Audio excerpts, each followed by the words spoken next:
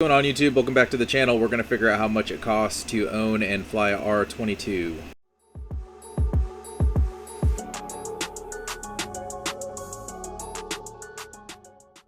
Here's how much it costs to own a helicopter. This is the world's smallest and cheapest helicopter in the world. When I say that, there's a few caveats. One, this is the smallest non-experimental helicopter, meaning this is a manufactured from the factory helicopter. It can do all kinds of work, charter, commercial, whereas experimental helicopters cannot. So in this video today, I'm going to talk about everything related to this helicopter, how much it costs to operate, how you can own one, what it took to get my licenses, so on and so forth. So yes, this helicopter is incredibly small. Look how small the frames are. This is my hand. Tail boom, very small. Those are the main rotor blades. Let's go back here to the tail rotor blades. I mean, I can fit my whole hand across the tail rotor blades. It's crazy. So how much room is there in the smallest helicopter in the world? Well, it's actually not too bad. Obviously, this is a two-seater, so there's somebody else sits right there. I mean, it is very tight. Like my arms, when I close the door, my arm is like right up against there. These would be, this is how much room you have if you're the passenger. So a decent amount. So I'm 6 foot. If you're 6'2" and above, your head will be touching. Even sometimes with my headphones on, it'll hit the roof. So he's talking about chartering and stuff. I would imagine you'd at least need a 44. If I could choose to buy a helicopter, it would at least be a 4-seater. I feel like flying people around would be the cool part about it. I don't know. You can still have a passenger in this, but even on the 44s, like the weight and balance is pretty narrow margins. Like you can really only fit 3 people in a 4-person one if you guys are like healthily sized, if you know what I'm saying. So if you are too tall and your torso is like long, you may have a problem. But again, I'm 6 foot. I can comfortably sit in here. So there actually is plenty of room in the world's smallest helicopter. But if you are full of fuel and you have 2 passengers who weigh 200, 250 pounds, sometimes you'll be on the edge of that weight and balance. That's what I was just talking about. So I am like 195 right now, and I am kind of fat, I guess, but most people are like 200 pounds, so something to keep in mind. You can be up to a certain amount, but not over. Right now I'm taking the doors off of the helicopter. Oh, if you're curious about weight and balance, you can download this app. I have it on my phone. I'm going to pull it up right here. So it is called Robinson WB, and you can go in. I don't know if I want to show my phone honestly, but it's here you go. It's this. See that blue thing right there? That's what it looks like. That, and it's called Robinson R&B. Here, one more time. And you can do your own weight and balance. Come on, do your thing. Do your thing. It's blue. It's got a helicopter in it. You get it. Because it's very nice out. And this helicopter has no AC. One of the disadvantages with buying one of the cheapest and smallest aircraft is you got to save weight any way you can.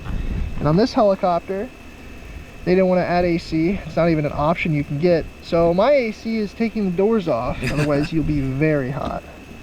Which is cool. I like flying with the doors off. That's fun. The cotter pins are off. Just open it, lift up. There we go. And you save weight on the doors, right? And you, on that PPC app, you can do doors off, and it does it for you automatically. Oh god, I like playing this game too. Honestly, it's probably why it's advertising. I like these World helicopters cost about $60,000 to $350,000. Yes, that's a huge gap, but I can explain why. One huge advantage to Robinson helicopters, that being the R22, the 44, and the 66, is all the components are due at one time, 2,200 hours. So basically, you have until 2,200 hours of flight time, then you have to replace everything. So using that number, you can say that every hour I fly, I know exactly how much money I'm spending. The number on this helicopter is $63 an hour. Every time you fly, you lose $63 between the parts and the engine depreciation. Which is honestly nothing. That's awesome, I think. Plus gas, dude, that's sick. So right now, the rental of an R22 helicopter, this helicopter is about $350 per hour. Which is a lot. Flight time. The R44, the bigger sister, which is the 4-seater, is about $700. Yep. That's a lot of money. That's why a lot of student pilots are buying helicopters to build time. I pay $8,900 on insurance a year, which comes out to be about $750 per month. That covers hull, damage to the helicopter, and liability as well. So I guess what I'm getting from this is I'm going to buy a helicopter. Insurance rates can change depending on the price of the helicopter, how much the hull value is, and your experience as a pilot. That's Charles traffic, helicopter 539 Sierra Tells. Give me making a direct departure from the pad to the southwest. Will be no factor for the traffic on final St. Charles. The nice thing about a helicopter is you can just like take off wherever you are. I'm opting to take off into the wind, which is always the safe thing to do. Yes, sir. There's the power lines right below me, and then once I pass the power lines, I'll get some more airspeed. So this helicopter burns about 8.5 gallons per hour I fly. Avgas costs $6 per gallon, which comes out to a cost of about $50 every time I fly in fuel cost. $50 an hour you fly is a lot of money in gas, but you gotta understand this is a high performance engine, and you're also flying. So, you know, math here or whatever. Let's just say that it's costing him, he said $60 an hour, $70 an hour in maintenance, and then plus $50 an hour. So let's just estimate high here and say it's $150 an hour for him to operate that thing. That's awesome. That's awesome versus paying $300 or $700 in the 44 for 2 extra seats. So I take it back what I said earlier. This is I want to buy one of these. There's a lot of little details I'm leaving out of owning a helicopter, but just for the sake of time, I'm just kind of naming the most important things. So in order to fly a helicopter like this, all you need is a private pilot's license. It has to be helicopter, of course. So yeah, all you need is a private pilot's license in order to own a helicopter, and you can fly it from your house if you want to. Now there's a lot of stipulations with that I wouldn't really advise on, but for the most part, it is true. I pay $200 per month to store my helicopter in a hangar, and the reason my rate is pretty low is because I share with a bunch of different pilots. Nice. There's also a few things like the annual and pre-purchase inspections. I'll add a few $1,000s in there because there are miscellaneous stuff that come up with the helicopter that you end up having to do. For instance, there's a service bulletin that turned into an airworthiness directive, which means you have to replace it. And that is on the tail rotors of most Robinson helicopters, and that's going to cost some money.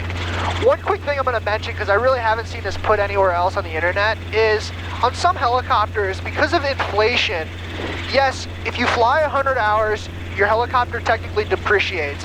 But because of inflation and appreciations, sometimes if you don't fly a lot, you can sell the helicopter for more than you bought it for, or maybe even the same price that you bought it for. All right, since I'm talking so much about helicopters, let's just go do something that only helicopters can do. All right, we're coming into our spot here. I know it's kind of hard to see. As I was editing this video, I realized that I actually never talked about how long it took to get my license and how much it cost, so here you go.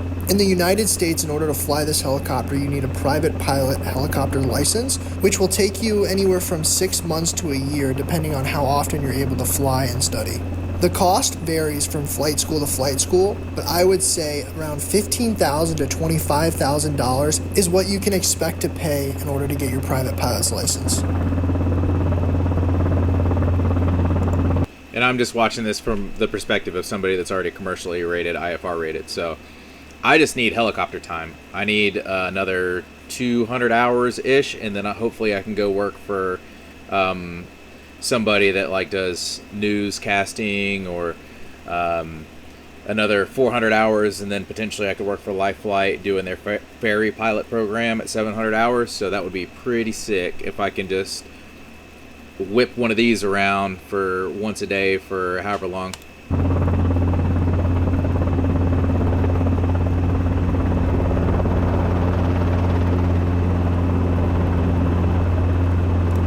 And honestly, I wouldn't care to CFI one of these things. That'd be sick. I get a little 22 and then get a CFI rating and then teach people how to fly in a 22. That'd be awesome. I love teaching. Me and my buddy used to teach gun stuff in Pensacola. We started a company to teach shooting classes, and that was the funnest job outside of flying helicopters I've ever had. I just enjoy teaching, so I think that would be pretty cool.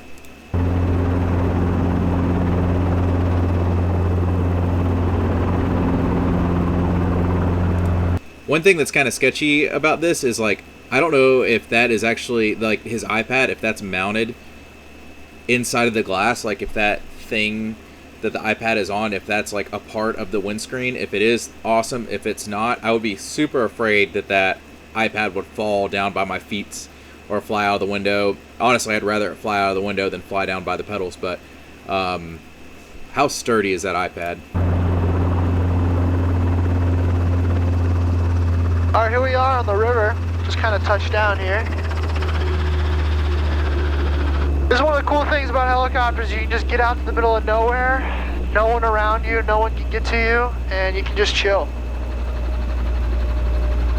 So me personally, I have a commercial helicopter pilot's license and an instrument.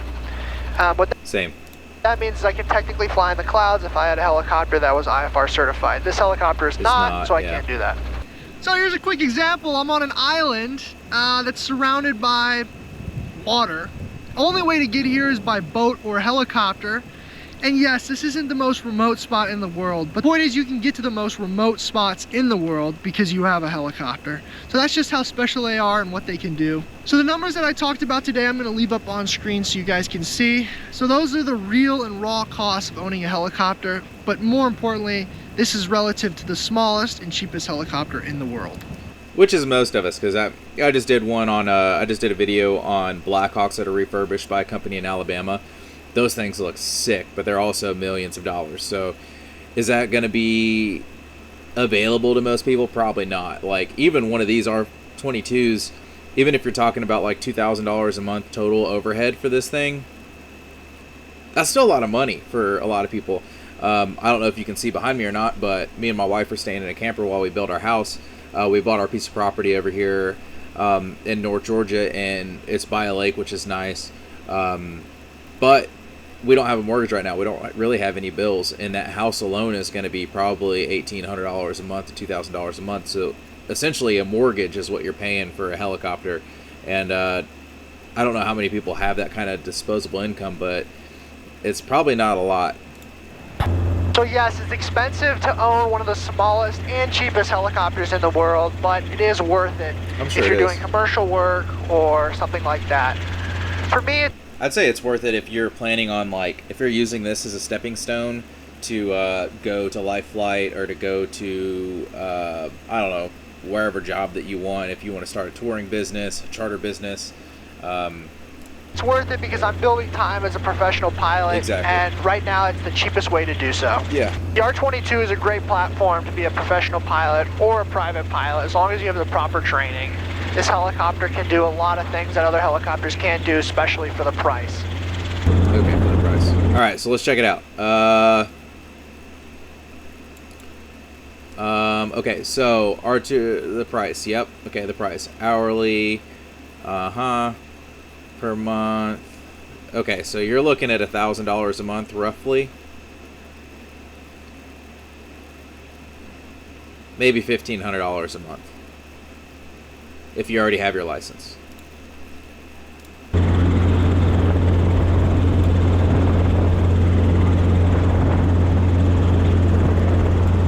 And also, I guess, depending on, like, okay, so say you buy a $300,000 helicopter, right? Like, what's your mortgage on the helicopter a month?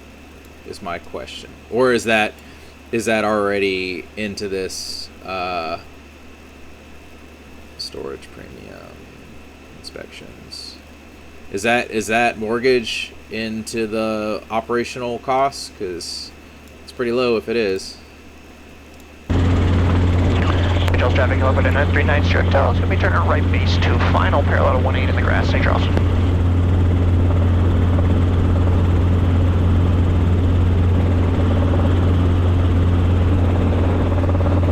Okay. Made a CTAP call, but I don't... It's kind of hard to see with the stuff away. I think this is the airport over here. St. Charles traffic 19727, 4 miles to the southeast of the airfield, inbound, full stop on 18. Nope, is it in front of us? I can't tell. The stuff's in the way. St. Charles traffic, Helicopter 939, Is that it? short final, 18 St. Charles. Short final, he's on final, so it's in front of him. Oh, okay. It is right here, okay. This is a parking St. apron. Charles traffic, Helicopter 939, Stuart Tells, full stop, clear of all active ways for Skylink, St. Charles.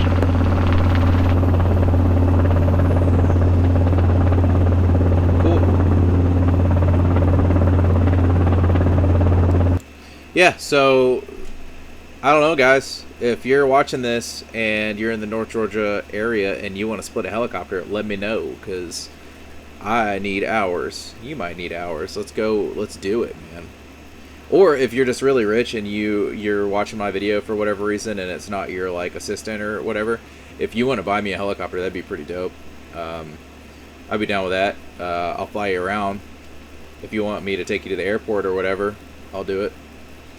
I have been looking into the Part 91, Part 135, and Part 121 about what I can and can't do as a business owner doing ferries and paid for flights. So that's been an adventure, a lot of reading. I'm not a lawyer by any means, so it's kind of hard to understand, but I've been reading and rereading it.